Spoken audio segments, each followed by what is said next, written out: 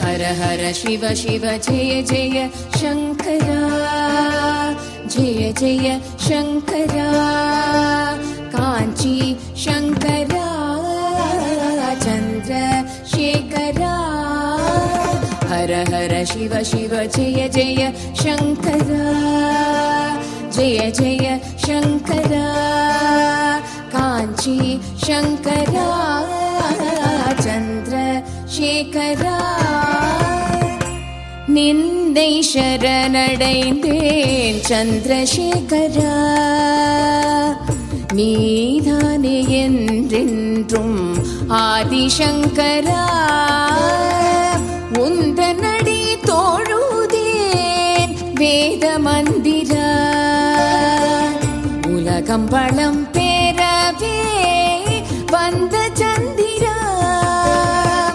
மகா பெரியவா எங்கள் மகா பெரியவா, தெய்வத்தின் குரல் தந்த காஞ்சி மன்னவா. தெய்வமல்லவா நீ, தெய்வமல்லவா, தெய்வ குரல் தந்து மீண்டும் எம்மை காக்கவா நீ, எம்மை காக்கவா நீ, எம்மை காக்கவா.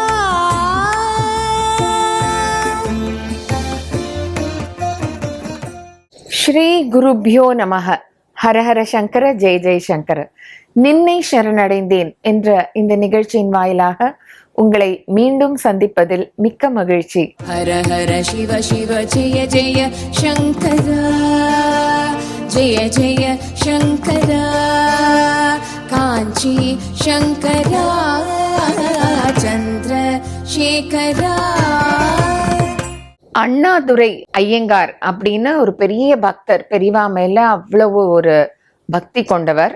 அவர் ஒரு பெரிய வழக்கறிஞர். பெரியவாளின் கட்டளை கிணங்க தான் ஒரு பெரிய வழக்கறிஞராக இருந்தாலும் அந்த தொழிலை விட்டு வேத ரக்ஷண காரியங்களுக்காக தன் வாழ்க்கையை அர்ப்பணித்தவர். ஒரு பெரிய கர்ம யோகினே சொல்லலாம். 8 ஏக்கர் நிலத்தை இந்த வேத பாடசாலைக்கும் வேத விற்பனர்களுக்கும் தானம் செஞ்சவர். வேத சம்ரக்ஷண நிதின்னு ஒரு அறக்கட்டளையை ஆரம்பிச்சு அதுல ஒரு பெரிய பொறுப்பேற்று நடத்தி வந்தார். அப்ப அவருக்கு பாம்பே சுப்பிரமணியம் அப்படிங்கிறவர் அந்த வேத சம்ரக்ஷண நிதி அந்த அறக்கட்டையில அவளும் இருந்தா. அவ ஒரு என்ன நட்சத்திர கட்டணம் அப்படின்னு ஒண்ணு ஆரம்பிச்சிருந்தா. அது என்னன்னா ₹1 ஒரு மாசத்துக்கு அப்படின்னு எல்லாரும் அதுல டொனேட் பண்ணினா அது எல்லாமே இந்த வேத பாடசாலை நடத்துறதுக்கு அவ உபயோகப்படுத்திண்டா. வேதம் சொல்லி கொடுக்குறவாளுக்கு மாசம் ₹100 அப்படின்னு அவளுக்கு நிதியும் வழங்கினா. இதெல்லாம் பார்த்துட்டு இவர் இவ்வளோ வேதத்துக்கு பண்றன்னு சொல்லிட்டு பெரிவாளே அவருக்கு வேத ரக்ஷா மணி அப்படின்னு ஒரு பட்டத்தையும் கொடுத்தார். ஒரு முறை அவருக்கு இடது கண்ணு ரொம்ப மோசமாயி ஆப்ரேஷன் பண்ணணும் அப்படின்னு மருத்துவர்கள் சொல்லிட்டா. பெரிவாள்கிட்ட வரர் பெரிவா இந்த மாதிரி எனக்கு கண்ணு ஆப்ரேஷன் அப்படின்னு சொல்லிட்டு உத்தரவு வாங்கிக்கும் போது பெரிவா என்ன பண்றான்னா ஒரு சொம்பு ஜலம் அதை எடுத்து கையில விட்டுண்ட பெரிவாளோட கண்ணுல இப்படி தொடச்சுக்கிறார். இடது கண்ணை இப்படி தொடச்சிட்டு அவருக்கு போயிட்டு வான்னு உத்தரவு கொடுக்குறார். அவர் மருத்துவமனைக்கு போனோன்னு அவருக்கு ஒன்றும் ஆப்ரேஷன்லாம் பண்ண வேண்டாம், நன்னா இருக்கேள் அப்படின்னு சொல்லி அமிச்சிட்டா. அவருக்கு ஒரே ஆச்சரியம். இந்த இடது கண் ரொம்ப மோசமா இருக்குன்னு சொன்னா இங்க வந்தோன்னு அப்புறம்தான் அவருக்கு தோன்றது பெரியவா அந்த கண்ணை அலம்பிக்கிறா பாருங்கோ, அதுலயே அது நிவர்த்தி ஆயிடுதான். அவ்வளோ ஒரு பாக்கியம் அவருக்கு கிடைச்சிருக்கு. ஹர ஹர சிவ சிவ ஜெய ஜெய சங்கரா, ஜெய ஜெய சங்கரா, காஞ்சி சங்கரா, சந்திரசேகரா. இன்றைக்கு நாம் சந்திக்கவிருக்கும் சிறப்பு விருந்தினர் பிரதோஷம் மகாலிங்க மாமா அவர்கள். அவர்களை இந்த நிகழ்ச்சிக்கு வருக வருகவென்று வரவேற்போம். நமஸ்காரம் அம்மா. குரு பிரம்மா குரு ருஷு குருதேவோ மகேஸ்வரா குரு சாட்சாத் பரபிரம்மா குரு சாமி வரவே நமஹ. சீதாலட்சண பரத சத்ருகுண ஹனுமத் சமேத ஸ்ரீ ராமச்சந்திரமூர்த்தி கருணாகடாட்சம் ஆதி ஆதிர பக்தாஞ்சநேய சுவாமினே கருணாகடாட்சம். அவரோட இதில் ஜோதியம் ஓடின்னு இருக்கு. அதுதான் உங்களுக்கு மகாபெரிவாளோட என்னென்ன அனுபவங்கள் இருக்குங்கிறத பகிர்ந்துக்கோங்க. எனக்கு மகாபெரிவாளோட முதல் தரிசனமே ஒரு வாழ்க்கையிலே ஒரு திருப்பம்னு நினைக்கிறேன். நான் சிறு வயசு 1944-45 நினைக்கிறேன். எனக்கு ஒரு 7-8 வயசு இருக்கும். திருடமுருதூரில் நான் இருந்தேன் எங்கள் மாமாவத்தில். பெரியவா வந்து இந்த மகாதானத்தோட சத்திரத்தில் பெரியவா கேம்ப் பண்ணியிருக்கா. அந்த அன்னைக்கு அரியக்குடி ராமானுஜங்கரோட கச்சேரி. அதில் பெரியவா இந்த பின்னாடி அந்த சாய்மானத்தை அப்படி சாய்ஞ்சின கால் அப்படி தூக்கி போட்டுண்டு அந்த கடாட்சம் அதில் பார்த்து சிறுவனாக இருந்தால் கூட எனக்கும் அந்த பெரியவாளை பார்த்த உடனே ஒரு என்ன அறியாமல் ஒரு இது வந்துடுது. ராமானுஜங்கார் கச்சேரி பண்ணின்னு இருக்கார், பெரியவா அப்படி உட்காந்துட்டு இருக்கா. நான் அப்படியே பெரியவாளை பார்த்துட்டு இருக்கேன். எனக்கு கர்நாடக சங்கீதத்தில் கொஞ்சம் பிரியம் உண்டு இருந்தால் கூட அன்றைக்கி என்னமோ முதல் அப்போ தான் நான் மகாபெரிவாளையே தரிசனம் பண்ணுறேன். இந்த 7 வயசுக்கு அந்த பெரியவாளை பார்த்ததுலேருந்து அங்கேருந்து கண்ணை எடுக்கிறதுக்கு நேரில் கச்சேரி இது முடிஞ்சது. நான் மாமாவோட ஆற்றுக்கு வந்துட்டேன். அதுலேருந்து எனக்கு ஒரு இது பெரியவா நடந்தது. இதுதான் ஆரம்பம். 1946 திருடமுருதூரில் எங்கள் மாமா சுந்தரேச கணபாடு எழுந்தார். அவர் தான் நான் அழிச்சுன்னு போனார். என்ன பண்ணுது பெரிய பாக்கியம் கிடைச்சது வாழ்க்கையில் திருப்பம்னு இப்போ நினைக்கிறேன். அப்போ நினச்சது அதுதான். எங்கள் அப்பா ரொம்ப பக்திவான். கிராமத்தில் தான் இருந்தார் அவர். இருந்தாலும் அவருக்கு சத்தான விஷயங்கள் 3 தான் தெரியும். திருக்கால சந்தியாவந்தனம், சாயரட்ச சிவதரிசனம், மகாபெரிவாளோட இதுதான் எங்கள் அப்பாவுக்கு தெரியும். வேற அவர் கோயில் கும்பாபிஷேகம் போகிறேன், அங்கே பாரு இங்கே பார்க்குறேன், உற்சவத்தை பார்க்குறேங்கிறதெல்லாம் அவருக்கு எதுவுமே தெரியாது. இதுதான் பெரிய குடும்பம், மாடு கண்ணு இதனால இதை தான் வச்சுட்டு இருந்தார். அவருக்கு ஒரு சமயத்தில் அவருக்கு தமையனாரத்தில் அவர் இருந்தார் பாட்டமங்கலத்தில். அவரோட தமையனார் ராஜகோபாலையருங்களோட ஆதரவில் வளர்ந்துட்டு இருந்தார். அவருக்கு எங்கள் ஃபாதருக்கு சிறு வயசு எப்பொழுது இந்த பெரியவாளோட இதுவும் எங்கள் அப்பாவுக்கே மனசிலே ஊறின்னு இருந்தது போல் இருக்குது. அதனால் என்ன பண்ணால் சங்கர மடத்தில் பெரியவாள்கிட்ட உத்தரவு வாங்கிட்டு பெரியவாள்கிட்ட கொண்டு எங்கள் அப்பாவை கொடுக்கணும்னு ஆசைப்பட்டேன். எங்கள் அப்பா கொண்டு விட்டேன். பெரியவா பார்த்தோன்னே எங்கள் அப்பாவை கேட்டாலாம், நீ மடத்தில் என்ன பண்ண போகிறேன்னு கேட்டாலும், பெரியவா என்ன உத்தரவு போடுறாலோ நான் செய்கிறேன். எனக்கு இந்த குழந்தைய பெரியவாளாட்டம் 7 பசி தர்மம்னா எனக்கு ரொம்ப பிடிக்கும். அதனால நான் கிச்சனில் இருந்து பெரியவா உத்தரவு போட்டால் நான் வரவாளுக்கெல்லாம் என்னால் நான் கைங்கரியம் பரமாறதை நான் செய்கிறேன்னா அது மாதிரி எங்கள் அப்பா எல்லாருக்கும் பக்தாளுக்கெல்லாம் பரமாறிக்கிற மாதிரி செய்கிற ஆசோஷமாக அப்படி தான் செஞ்சுட்டு இருந்தார். அதில் தான் ரொம்ப நாளாக பண்ணிட்டு இருந்தால் பெரியவாள்கிட்ட தரிசனம் கிடைச்சிட்டு இருந்தேன். ஏன் பெரியவாள்கிட்ட எங்கள் அப்பாவுக்கு அவ்வளோ பெரிய ஒரு இது உண்டாச்சுன்னா, எங்கள் குடும்பமே ஆரம்பத்துலேருந்து பெரியவாள்கிட்ட ஒரு இது உண்டு. ஆரம்பத்தில் என்னோட அத்தான் இருந்தார் மகாபெரிவாள்கிட்டயே, பானாம்பட்டு கண்ணன்னு பேர். எங்கள் பெரியவாள்கிட்டயே இருந்தார்.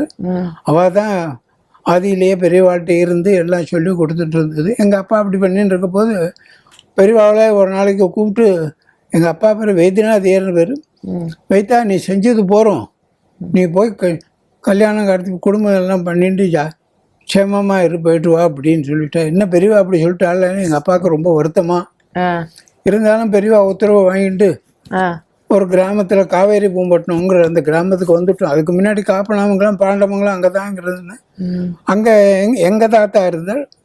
அந்த கிராமத்துக்கு நாங்கள் எங்கள் அப்பா வந்து விட்டால் நல்ல பண்ண கல்யாணம் பண்ணிட்டு இருந்தார். எங்கள் தாத்தா காலானதுனால எங்கள் சின்ன தாத்தாவோட ஆதரவு தான் ஒரு எங்கள் அப்பா வளர்ந்துன்னு வந்தார் ரகுபதியர்னு.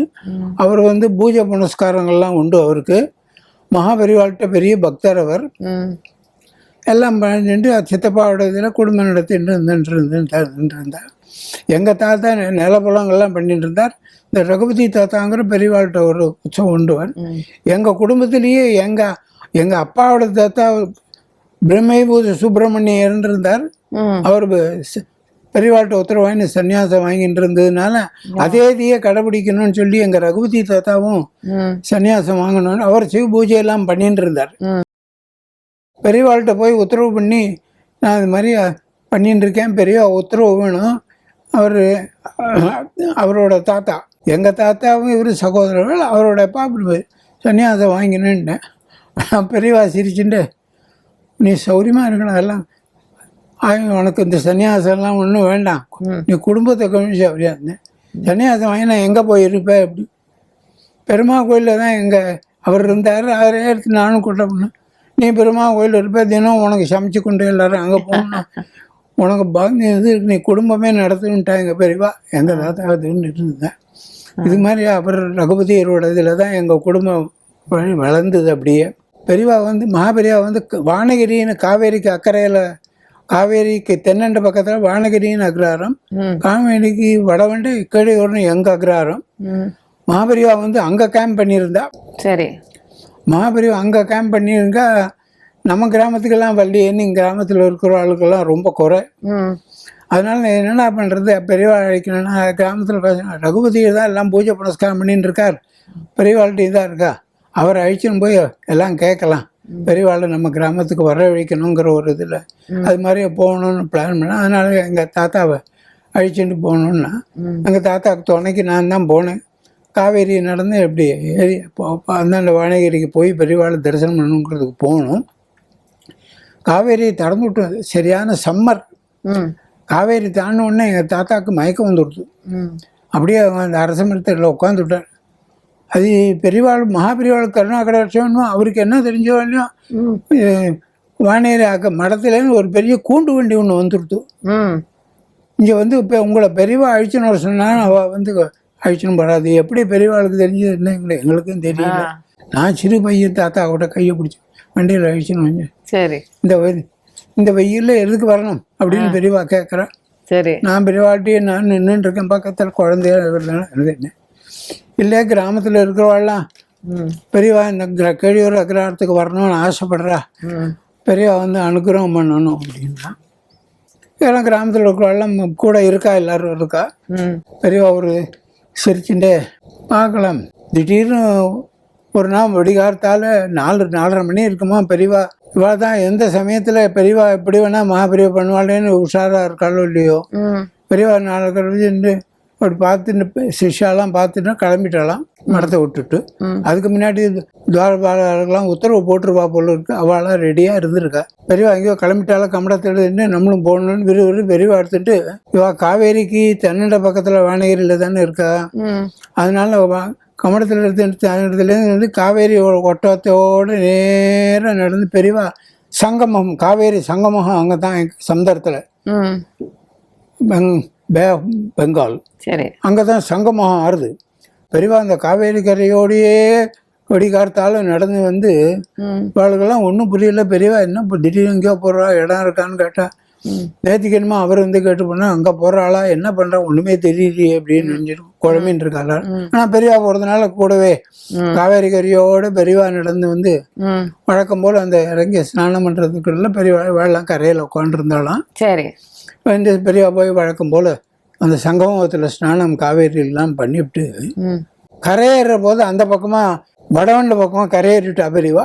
சரி, இவா இந்த பக்கத்தில் இருந்தவாள்லாம் இன்னும் கரையேறி விட்டுட்டா. அதெல்லாம் அவளாம் அப்புறம் ஸ்நானம் பண்ணி அவளும் கட்டினா. ஸ்நானம் பண்ண அப்புறம் பெரியவா வடவண்ட பக்கம் காவேரி கரையேறினோடனே அங்கே சில அனுஷ்டானங்கள்லாம் ஏதோ ஒரு 1/2 மணி நேரம் 3/4 மணி நேரம் பண்ணிட்டு இருந்துட்டு இவளுக்கு ஒன்றும் புரியல, இந்த பக்கம் ஏறிட்டாளேன்ட்டு. நேற்று ரகுபதி வந்தாரோ இல்லையா, அங்கே போகலாம் அப்படின்னாலும் அப்போதான் பெரியவா அது இவாளெல்லாம் முழிச்சிருந்து என்ன பார்க்குறேன், இந்த காவேரியை தாண்டக்கூடாது, அம்பாளை தாண்டக்கூடாது, பிரிட்ஜு கிட்ஜெல்லாம் போட்டிருக்கா உங்கள் வசதிக்கெல்லாம், காவேரியை தாண்டக்கூடாதுன்னு. அதனால தான் இப்படி வந்து இந்த சங்கமத்தில் ஸ்நானம் பண்ணி இப்படி கரையேறிட்டேன் அப்படின்னு பெரியவா சிரிச்சுட்டு சொன்னேன். அப்புறம் தான் புரியும், ஓ காவேரி தாண்டக்கூடாதுங்கிறதுனால தான் பெரியவா அப்படி வச்சிருக்கா போல இருக்கு. இறங்கி அந்த பக்கம் வந்துட்டு காவேரி வந்து அங்கே வந்து அங்கே தங்கிட்டு அங்கே ஒரு 2 நாள் இருந்தா எல்லாருக்கும் ரொம்ப சந்தோஷமா அப்படின்ட்டு இருந்தா. நாங்கள் அதுலேயே எங்கள் தாப்பனார் மடத்தில் எடுத்து கல்யாணம் பண்ணி பெரியவா உத்தரவு கொடுத்து வந்து யாக வச்சிருக்குமா, அதெல்லாம் வந்து அதில் வந்து சீதாராம மாமான்னு ஒருத்தர் இருந்தார். அவருக்கு வந்து திருச்சி பக்கத்தில் திம்மாச்சபுரம் ஊர் அவளுக்கு. அவள் பெரிய பக்தா மகாபுரி, அவள் எங்காத்துக்கு எழுத்தான். பெரியவா திடீர்னு ஒரு நாள் கிளம்பி சீதாராமன் அங்கேன்னு விசாரிச்சுன்னு கிளம்பி வந்துட்டா. எங்கா எழுத்தான். சரி, உடனே பட்டான்னு தெரியணுமா, பெரியவா சீதாராமத்துக்கு போகிறோம் எல்லாருன்ட்டு ஒன்று எல்லாம் ஓட்டுவோம். சீதாராமன் எங்கள் ஆற்றுல இருந்து எங்கள் அப்பா ஒரு குரல் கொடுத்தா, சீதாராமன் பெரியவா உங்கள் ஆற்றுக்கு தான் வரலாம் அப்படின்னு. எங்கள் அப்பாவுக்கு ஒரு சந்தோஷம், பெரியவா சீதாராமத்துக்கு வர நம்மத்தையும் எடுத்தாலும் தானே இருக்கா, கிரகத்தை கூப்பிடணும்னு எங்கள் அப்பாவுக்கு ஒரு சந்தோஷம். அதனால பெரியவா அப்போல்லாம் பாத பூஜைங்கிறது பெரியவா வாசல்லையே பலகா போட்டு கோலம் போட்டு அதில் பெரியவா அனுப்பா கிளம்பி பூஜையெல்லாம் பண்ணி வருவேன். எங்கள் அப்பா சீதாராமத்துக்கு போட்டு இவர் ஆற்றுல பழையெல்லாம் போட்டு தயாராக இவர் வாசலில் நின்று இருக்காரு. எங்கள் அப்பா சீதாராமத்தில் போன எல்லாம் பேசி அவர் சீதாராமன் பெரிய பக்தர், அதனால் அவருக்கு போனால் அவள் அம்மா அதுக்கு மேலே பக்தா எல்லாம் படிச்சுட்டு பெரியவா வெளியில் வந்தேன். எங்கள் அப்பா பெரியவாக்கு வைத்தாரு. அப்பா பாதியிலே மடத்தில் இருந்ததுனால பெரியவா அனுக்கிரம் பண்ணணும், கிரகத்துக்கு வரணும்பா இப்படியே வழி பண்ணேன். வைத்தா நீ சம்சாரி, உன் ஆசீர்வாதம் உனக்கு எப்போதும் உண்டு, சரி நீ கவலையே படாத. ஏன்னா அப்போல்லாம் பாத பூஜை பண்ணி இது மாதிரி பண்ணணும்னா 100 ரூபா தட்சணை வைக்கணும். சரி வைத்தாக்க அந்த சிரமத்தை கொடுக்க கூடாது பெரியவாளோட நினைப்போ என்னவோ. நீ சம்சாரிங்கிற வார்த்தை, நீ சம்சாரி என்னோட இது உண்டு. எங்கள் அப்பா விடலை, நீங்கள் அவசியம் நீ சம்சாரி, நீ க்ஷேமமாக இருப்பேன்னு சொல்லிட்டு டபக்கிட்டு கிளம்பிட்டா பெரியவா. வரல அந்த கையில் கமகத்தில் இந்த தீர்த்தம் வச்சுன்னு அதில் இந்த இதில் இந்த பலாயில் அந்த தீர்த்தை ஊற்றி புஷ்பத்தை போட்டு டபக்கிட்டு கிளம்பிட்டா பெரியவா. சரி எங்கள் அப்பா ரொம்ப வருத்தப்பட்டு இருந்தார். அப்புறம் சாயந்தரம் போய் இதுக்கு வருத்தப்படுற, நான் தான் என்னோட சௌரியம் செய்தா இருக்குன்னு சொன்னேனே, இதில் வருத்தப்படுறதுக்கு சின்ன க்ஷேமாக இருப்பேன்னு எங்கள் அப்பா. இது மாதிரியே தான் அந்த பெரியவாளோட இது. நான் அந்த கூட்டத்திலே இருந்தனாலையும் இப்படி ஆரம்பிச்சது. ஆனால் எங்கள் அப்பா பெரியவாளை இப்படி பண்ண காஞ்சிபுரம் போனால் அங்கே போனால் பெரியவாளை பார்க்கறது போக முடியாது. ஏன்னா சம்சார குடும்பம், ஆற்றுல மாடுகள் எல்லாம் ஜாஸ்தி.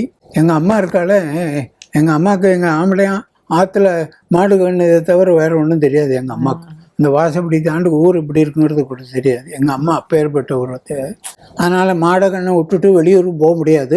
அதனால் அந்த கட்டுக்கோப்பில் எங்கள் அப்பா எதுக்குமே போக மாட்டார். அதான் என்ன சொன்னேன்னே, திருக்கால சந்தியாவந்தனம் சிவதரிசனம் எங்கள் குலதெய்வம் அங்கேயே இருக்குது எங்களுக்கு. இதே இப்படி எல்லாம் பண்ணிட்டு இருந்தால் பெரியவாள் அப்பப்போ மனசில் நினச்சிப்பா. நாங்கள் இப்படியே நான் திருடமுருதூரில் இருந்தேன், அப்புறம் சென்னை வந்துவிட்டேன் படிக்கிறதுக்கெல்லாம் இது மாதிரி. அப்புறம் சென்னையில் கொஞ்சம் ரொம்ப நாளாக படிச்சுட்டு இருந்தேன். அப்போது நான் குழந்தை தானே, பெரியவா அந்த சான்ஸ்கிரிட் காலேஜில் தான் வந்தது. அப்போ கேள்விப்படுவேன், ஆனால் ஜாஸ்தி நான் சாங்கிரிஸ்கிட்ட போய் நான் தரிசனம் பண்ணேன்னு இல்லை. இப்படி உத்தியோகம் எடுத்து போது எனக்கு உத்தியோகம்லாம் ஆகிடுது. நானும் ரயில்வேயில் 1957 நான் ஜாயின் பண்ணேன். 29/8/1957 ஜாயின் பண்ணேன். ஜோலார்பேட்டை தான் என் வாழ்க்கையிலேயே ஒரு முக்கியமான ஒரு மாற்றங்கள் எல்லாம் நடந்தது. ஏன்னா ஜோலார்பேட்டில் இருக்க போது நான் பெரியவாளோட ஆசீர்வாதத்தில் தான் போயிருந்தேன். கிட்டத்தட்ட ஒரு 2000 எம்ப்ளாயியை வச்சு நிர்வாகம் பண்ணக்கூடிய ஒரு பொறுப்பு எனக்கு கொடுத்தா. ஏன்னா சில இதுகளெல்லாம் எனக்கு சில ப்ரமோஷன்லாம் அந்த காலத்தில் சில டிபார்ட்மெண்ட் இதில் சில மிஸ் ஆகிடுது எனக்கு. அதை காம்பன்சேட் பண்ணணுங்கிறதுக்கு நானே சீஃப் யார்ட் மாஸ்டர் அந்த ஊரில் இருந்தேன். சரி ஒரு 1500-2000 பேர் நிர்வாகம் பண்ணக்கூடிய ஒரு பெரியவாளோட அனுக்கிரகத்தை தான் கிடைச்சி நிர்வாகம் பண்ணிட்டு இருந்தேன். அந்த சமயத்தில் ஒரு ப்ரொமோஷன் வந்த போது எனக்கு ப்ரொமோஷன் மிஸ் ஆகிடுது. ஏன் மிஸ் ஆகிடுச்சுன்னா அது கவர்மெண்ட் பாலிசி அப்படி. சரி சில ப்ரொமோஷன் கொடுக்கறதுனால அப்போ எங்கே இருக்கிற ஆஃபீஸர்லாம் பார்த்தா, இவன் இப்பேற்பட்ட நல்ல வேலைக்காரனுக்கு இவனுக்கு எல்லாம் விட்டு போச்சே, இவனுக்கு ஏதாவது நல்லது பண்ணணும் அப்படின்னு சொல்லிட்டு என்னை மெட்ராஸ்க்கு ரூபாய் நான் ரெடின்னு சொல்லிட்டேன். அவள் போட்ட பிறகு 1978 மெட்ராஸ் வந்தேன். என்னை எல்லாம் ரெக்கமெண்ட் பண்ணி என்னை சேர்த்து விட்டா. அது பிவி வைத்தீஸ்வரன்னு பேர், எனக்கு ஆஃபீஸர் அவர் தான் என்னோட ஒர்க்மன்ஷிப் எல்லாம் பார்த்து எனக்கு மெட்ராஸை ட்ரான்ஸ்ஃபர் வாங்கி கொடுத்தவர் அவர் தான். சரி அந்த 1978 பெரியவா வந்த அப்புறம் இந்த பெரியவாளோட பழைய இதெல்லாம் எனக்கு திருப்பி இது ஒரு பெரியவாளோட தரிசனம் பண்ணணும்னு ஆரம்பித்த போது 1979 பெரியவா இப்போ சோலாப்பூரில் கேம்ப் பண்ணியிருந்தேன். நான் குழந்தைகள் இவாளெல்லாம் இவ்வளோ மாத்திரம் அழிச்சும் போல் என் அடுத்த பொண்ணும் என் பையன் எல்லாரையும் அழிச்சுட்டு சோலாப்பூர் கிளம்பி பெரியவாள் மகாதரிசனம் பண்ணணும். அப்போ குடும்பத்தில் சில மனசு கொஞ்சம் கஷ்டங்கள்லாம் இருந்தது. பெரியவாள்கிட்ட சொல்லி நிவர்த்தி பண்ணிக்கணுங்கிறதுக்கோசரம் சோலாப்பூர் போகணுங்கிறதுக்கு போனேன். சோலாப்பூரில் இறங்கி போய் ஒரு ஜெட்காக்காரனை வச்சுட்டு நேராக சங்கரமடத்துக்கு போனேன். அங்கே போனால் மகாபெரிவா கேம்பு கிளம்பி இப்போ தான் பக்கத்தில் ஒரு கிராமத்துக்கு போயிட்டா அப்படின்னா ம் ஒரே இருட்டு. அப்போல்லாம் ஒரே இந்த வழிப்பறிகள் அதெல்லாம் ஜாஸ்தி. அப்போது அந்த இடத்துக்கு எப்படி போகிறது? அங்கே மடத்தில் இருக்கிறவெல்லாம் நீங்கள் இப்போ ராத்திரி ஆட்சியெல்லாம் போகக்கூடாது, கார்த்தால போங்கோ அப்படின்னு எனக்கு சொன்னான். நானும் 2 நாள் லீவில் வந்திருக்கேன். இது என்ன இப்படி வந்துடுதே அப்படின்னு நினச்சிட்டுருக்கேன், பண்ணிட்டு இருந்தேன், யோசனை பண்ணிருந்தேன். அவன் என்ன ஜட்டுக்காரன் என்ன சொன்னான், அவன் ஹிந்தியில் சொல்கிறான். ஹிந்தியில் என்ன சொன்னான், நீங்கள் ஒன்றும் கவலைப்படாது, நான் அழிச்சுன்னு போகிறேன் வாங்குறான். அவன் சரி பக்கத்தில் இருக்கா சொல்கிறான். அவன் இது மாதிரியே சொல்கிறான், அவனை நம்பாதீங்கிறான். அவா நீ நான் அழிச்சுன்னு போகிறேன் இல்லைன்னா அவன் அழிச்சுன்னு போனான் எங்களுக்கு ஜெட்டில். நானும் என் ஒய்ஃபும் குழந்தைய பக்கத்தில் வச்சுன்னு ஜெட்டு ஒரே கும்மி இருட்டு, ஒரே கோயிலுமோ சத்தங்கள் கேட்டுருக்கு. ஒரு 5 கிலோமீட்டர் தாண்டி பெரியவாட்டை தாண்டி அவள் இருக்கிற இடத்துக்கு போனால் அவன் கரெக்டாக சொல்கிறான். அந்த ஜெட்டுக்காரன் இந்த உள்ளே போங்க பெரியவா அங்கே தான் இருக்காங்கிறான். எனக்கு அதெல்லாம் தெரியாது. அங்கே இருக்கான்னு அதை அவங்ககிட்ட ஹிந்தியில் சொன்னாவா மடத்தில் இருக்கவா. அவன் அதை புரிஞ்சுட்டு அந்த குதிரையில் டக் டக் டக் டக் இந்த குழம்பு சத்தம் தான் கேட்குறது, நிசப்தம் இருக்குது. என்ன கொஞ்சம் வழி பெரியங்கிற கொள்ளக்காரங்கிறான். என்ன பயந்துலே தான் வந்தோம். அவன் க்ளீனாக கொண்டு அந்த ஒரு செவுக்க தோப்பு மாதிரி இருந்தது, அது பக்கத்தில் எடுத்துட்டு நீ உள்ளே போங்கோ அங்கே தான் இருக்கான்னு இவன் இந்த ஜாடை காமிக்கிறான். அந்த ஜாடையில் புரிஞ்சுட்டு குழந்தையில ஆயிடுச்சுன்னா அந்த செவுக்கில் லைட் அடிச்சுன்னு நேரம் போனால் உள்ள பெரியவா ஒரு சின்ன ரூம் இருக்குது, மகாபெரியவா உட்காந்துருக்கா. அதுக்குள்ளேயும் வெளியில் பார்த்தோம்னு ஓடி வந்தாங்க ஒருத்தர், நீங்கள் இருங்கோ அப்படின்னு என்ன அப்படி கையை காமிச்சேன், வெளியிலே இருங்கன்னு. நான் அப்படியே குழந்தைகள்லாம் இருந்து அப்படியே எட்டி பார்க்குறேன், உள்ளே யாரும் உட்காந்து பேசிட்டு இருந்தேன். அப்படியே என்னடா உள்ள இருக்கா யாரோ இருக்காளே அப்படின்னு சின்ன யோசனை பண்ணிட்டேன். அதுக்குள்ளே என் சின்ன பொண்ணு அழ ஆரம்பிச்சுடுச்சு. அப்போ அதுக்கு 5-6 வயசோ என்னமோ. அதுக்குள்ளேயும் பெரியவா அந்த குழந்தை அழுதுற பார்த்து கூப்பிட்டா என்ன யார். அப்புறம் யோசனை பண்ண என்ன போல் இருட்டில் இங்கே எதுக்கு வந்தேன் அப்படின்னா, நான் போகிற போது அங்கே மகாராஷ்டிரா சீஃப் போஸ்லேன்னு ஒருத்தர் பேசிகிட்டு இருக்கார். ஓஹோ பெரியவாள்கிட்ட பேசிகிட்டு இருக்கா, போஸ்லேன்னு பேர் எல்லாம் ஞாபகம் இருக்குது எனக்கு. அவள் அப்படி நாங்கள் உள்ளே போன உடனே அவள் உத்தரவு வாங்கிட்டு கிளம்பிட்டா. உடனே பாலுன்னு அவள் பெரியவாள்கிட்ட இருந்தாரப்போ அவருக்கு சொன்னார், இது மாதிரி மகாலிங்க காவேரிப்பட்டினம் காப்பனாமங்கலம் ரகுவதியரோட பேர். இருட்டில் எதுக்கு வந்து அவள் ஜாக்கிரதையாக கொண்டு விடு, யார் அழிச்சுன்னு வந்து என்னன்னு இது மாதிரி ஜெட்டுக்காரனா போய் இப்போ லைசன்ஸ் என்னன்னு நம்பர்லாம் வாங்கிக்கோ, ஜாக்கிரதையாக கொண்டு விட சொல்லு அவளை அப்படின்னு சொல்லி எனக்கு பெரியவா அதை சொல்லிட்டு ஜாக்கிரதையாக கொண்டு விட சொல்லுனா. பாலு வந்து ஜெட்டுக்காரன்ட்ட ஒரு லைசன்ஸ் நம்பரை கொண்டு விட்டான். அவன் ஏதோ எல்லாம் பேசிலாம் கொடுத்தான். பெரியவா லைசன்ஸ் கொடுத்து என்னை ஜெட்டுக்காரன் திருப்பி விட்டு என்னை விட்டான். அந்த ஜெட்டுக்காரனோட ஒரு பக்தியை சொல்ல முடியாது மகாபெரிவாள்கிட்ட. அவன் அவளை தெரியுமோ தெரியாதோ, எனக்கு அந்த அவன் ஜெட்டுக்காரன் கொண்டு விட்டேன். நான் வந்து ரூமில் தங்கினேன், தூக்கம் வரல. எனக்கு என்னமோ திருப்பி பெரியவாளை தரிசனம் பண்ணுவேன். திருப்பி அதே ஜெட்டுக்காரன் விட்டு காலையில் கிளம்பி நேரம் போனேன். அதுக்கூடயும் பெரிய பக்கத்தில் கிளம்பி ஒரு ஆற்று ஓரம் ஒரு புன்னை மரத்தில் உட்காந்துருக்கான். அந்த தெய்வீக காட்சி அப்படியே இருக்குது எனக்கு இன்னும். அப்படி போய் பார்த்துட்டு இருந்தேன். பெரியவா ஒன்றும் மௌனம் பேசலை, தரிசனம் பண்ணிட்டு வந்துவிட்டோம். இது மாதிரி அந்த அது 1000 கேட்கணும் போகணும்னு சொல்கிறோம் விழிஞ்சு எனக்கு என்னமோ பார்த்த உடனே வாய் வரதில்லை. பெரியவா தரிசனம் பண்ணி அது மாதிரி ஒரு தரிசனம் நடந்தது. நான் 1979 இது. அப்புறம் திருப்பியும் ஒரு தடவை பெரியவா மகாபெரிவா. உங்களுக்கு ஒரு 40 வயசு இருக்குமா? எனக்கு வந்து 41. ஓகே. நானும் வந்து சில குடும்பத்தில் சில நிம்மதி இல்லாத ஒரு மானசீகமான ஒரு இருந்தது. எனக்கு அது வெளியில் சொல்கிறதுக்கு இஷ்டம் இல்லை. குடும்பத்தினோட அது பெரியவா தான் எனக்கு பார்க்குற போதெல்லாம் போய் தரிசனம் பண்ணிட்டோன்னா ரொம்ப நிம்மதியாக இருக்கும். நமக்கு அவளை தவிர எதிர கிடையாது மகாபெரிவாங்கிறது. அதனால் என்ன பண்ணேன்னு சொன்னேன், உடனே 79, 80 திருப்பி பெரியவாளை தரிசனம் பண்ண மகாபெரிவாளை தரிசனம் பண்ணணும்னு தோணித்து. எங்கள் ஆஃபீஸர் கே கிருஷ்ணன் ஒருத்தர் இருந்தார். என்ன இப்படி என்னமோ சங்கடமாக இருக்கே, என்ன வேணும்? இல்லை கொஞ்சம் குடும்பத்தில் நிம்மதி. அவர் சொல்கிறார், நீங்கள் மகாபெரிவாளை தரிசனம் பண்ண இல்லையோ, அவரை தரிசனம் பண்ணுங்க எல்லாம் சரியாக போயிடும். நான் அதுலேயே நான் மனசுக்குள்ளே மகாபெரிவாளை நினச்சிட்டு அது எப்படி அவர்கிட்ட கேட்க போகிறதுங்கிறதுக்கும் அவர் வந்து என்ன இது பண்ணி மகாபெரிவாளை நினச்சவங்க எல்லாம் சரியாக போயிடும். நான் அவரை தான் நினச்சிட்டு இருக்கேன். அவர் எங்கேயோ சதாராவில் இருக்கார். எப்படி போகிறது என்ன, இதுதானே சமாச்சாரம். உங்களுக்கு ஏற்றாப்புல நான் ஏற்பாடு தான் பண்ணுறேன் அப்படின்னு சொன்னேன். அதுக்கு ஏற்றாப்புல நான் ஒர்க் ஸ்டடி பண்ணுறேங்கிறதுனால பூனா யாரை ஸ்டடி பண்ணி ரிப்போர்ட் வேணும்னு ஹெட் குவார்ட்டர்ஸ்லேருந்து ஆர்டர் வந்திருக்கான். 2 நாள் கழிச்சு மகாலிங்கம் வாங்க, நீங்கள் என்ன நினச்சாலோ பெரிய உத்தரவு போலிருக்கு, இந்த பூனா யாடை பற்றி சப்போர்ட் இது பண்ண ரிப்போர்ட் கேட்டிருக்கா, நீங்கள் போய் இந்த யாடை கொஞ்சம் ஸ்டடி பண்ணி ரிப்போர்ட் கொடுத்துட்டு லீவ் போட்டுவிட்டு அப்படியே போய் நீங்கள் பெரியவாளை சதார தரிசனம் பண்ணிவிடுங்கோ அப்படின்னு. பெரியவா அனுக்கிறவங்க எப்படி வந்து சேர்றது பாரு. எனக்கு அந்த ஆஃபீஸரும் பெரியவா தரிசனம் பண்ணுங்க சரியா போடுங்கிற, நான் பெரியவாளை தரிசனம் பண்ணணும்னு இருக்கேன்.